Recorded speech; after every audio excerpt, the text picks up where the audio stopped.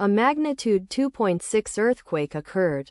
Northern Territory, Australia. 1007 kilometers NNW of Adelaide, Australia, or 444 kilometers SA of Alice Springs, Australia. On Thursday, the 24th of July 2025, at 12 hours 2 minutes and 39 seconds local time, the quake had a depth of 10 kilometers and was not felt, or at least not reported so. Data source from EMSC. Did you feel it?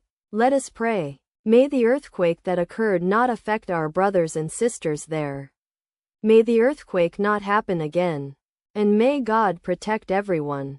Amen.